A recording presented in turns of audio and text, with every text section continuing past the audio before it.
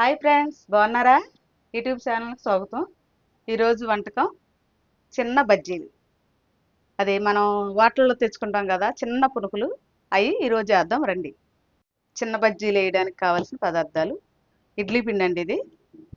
దీంట్లో కొంచెం మైదా, అంటే పిండిని బట్టి కలుపుకోవచ్చండి. ఇదిగో మైదా అండి. ఎక్కువగా ఇడ్లీ పిండి ఉంటే ఎక్కువగా కొంచెం మైదా కలుపుకోండి. కలుపుకుందాం చూడండి.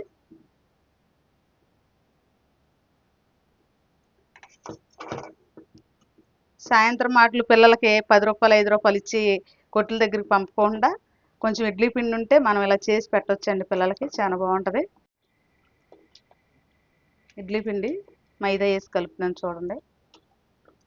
కలపడం అయిపోయిందండి. దీనికి సరిపడా సాల్ట్ వేసుకుందాం. కొంచెం వేసుకొని కలిపేసి బాగా ఒక గంట సేపు, గంట కానీ అరగంట కానీ, టైం లేని వాళ్ళు పావు గంట కానీ నానబెట్టుకొని చూడండి. మనం కలుపుకొని గంట అయిపోయింది. చిన్న బజ్జీల పిండి దీంట్లో కొద్దిగా తినే సోడా వేయాలి. వేసుకొని కలుపుకోవాలి గుల్లగా రావడానికి. వేసే ముందే కలపాలండి, ముందుగా కలపకుండా వేసే ముందు కలపాలి. పొయ్యి అంటించుకుందామండి. గ్యాస్ దీని మీద కడాయి ఇంటి పెట్టుకుందాం. పెట్టుకొని ఆయిల్ పోసుకుందాం. తగినంత ఆయిల్ పోసుకుందాం. బజ్జీలు ములిగేంత వరకు చిన్నగా.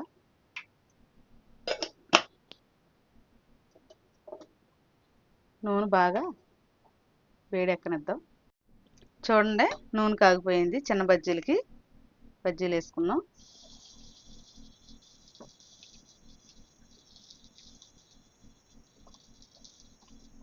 మనం ఎప్పుడన్నా పప్పలు కానీ మామూలుగా గారెలు కానీ బూరెలు కానీ వేసిన నూనె ఒక్క రోజుకే వాడాలండి.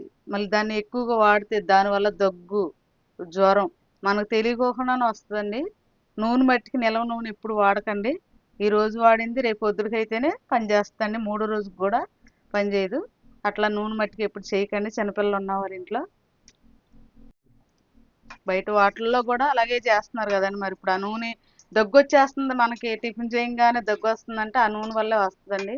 నూనె మట్టి కంపల్సరీగా బయట 10 రోజుల నూనె అయినా పోసి వేస్తారు. చూడండి, చిన్న బజ్జీలు రెడీ అయిపోతున్నాయి. దీంట్లో టమాటా చట్నీ అయినా, అల్లం చట్నీ అయినా, కొబ్బరి చట్నీ అయినా ఏదైనా బాగుంటుందండి.